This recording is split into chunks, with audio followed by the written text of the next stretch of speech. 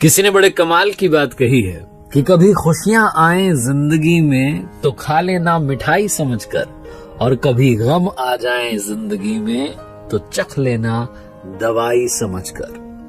नमस्ते दोस्तों, मैं हूं आरजे कार्तिक। एक बड़ी छोटी सी कहानी है।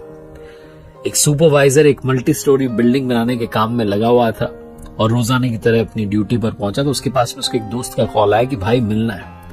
सुपरवाइजर को मालूम था कि यहां से नौकरी छोड़ के जा नहीं सकते हैं, तो उसने दोस्त से कहा भाई तुम साइट पर ही आ जाओ।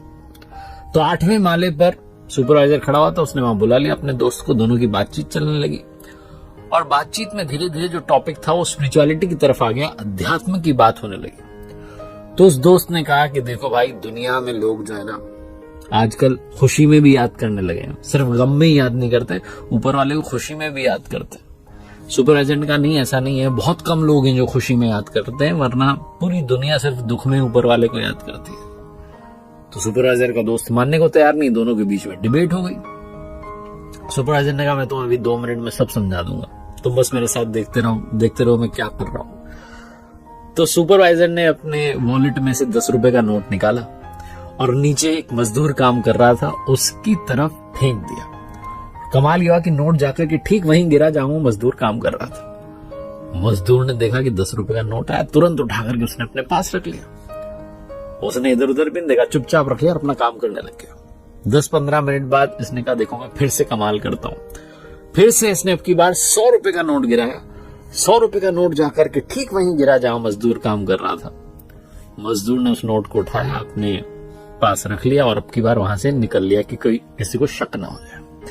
10-15 मिनट बाद फिर से उसी जगह पर आकर काम करने लगा। सुपरवाइजर ने कहा देखो तुम, अभी तक उसने ऊपर नहीं देखा, अभी तक उसने कोई थैंक यू नहीं बोला, ये भी नहीं सोचा कि कौन ये नोट मुझ तक पहुंचा रहा। अब की बार सुपरवाइजर ने 500 रुपए का नोट नीचे गिरा दिया। उस मजदूर ने वो जो 500 रुपए का नोट था फटाफट से उठाया, बहुत खुश हुआ कि वाह क्या बात है, आज तो लॉटरी लग गई।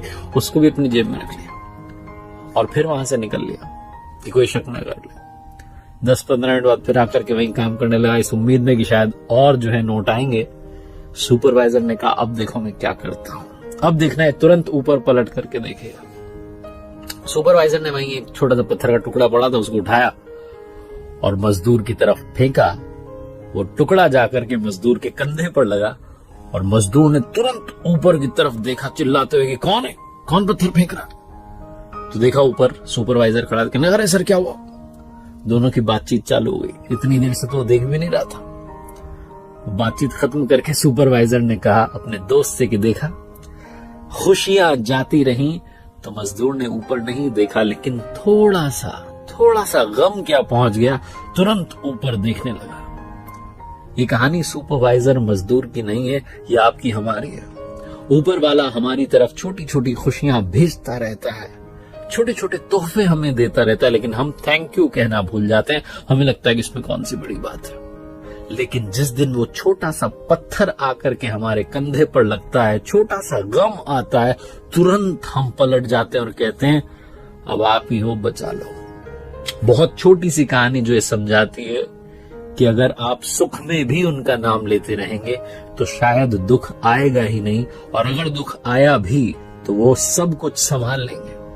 लेकिन समस्या यही है कि हम जब खुश होते हैं, जब खुशियों में होते हैं, थैंक यू कहना, उनसे बात करना भूल जाते हैं, वरना वो तो हमसे लगातार कांटेक्ट करने की, बातचीत करने की कोशिश करते ही रहते हैं। एक बार फिर से वही बात जो अक्सर आपसे कहता हूं, ऊपर वाले के आशीर्वाद, अपनी मेहनत, अपनों के प्यार के साथ कर दिखाओ कुछ ऐसा कि दुनिया करना चाहे आपके जैसा। देखते रहिए हर सोमवार सुबह 9:30 बजे मेरे साथ एक नई कहानी, और हर शुक्रवार सुबह 9:30 बजे लर्निंग सीरीज का एक नया वीडियो।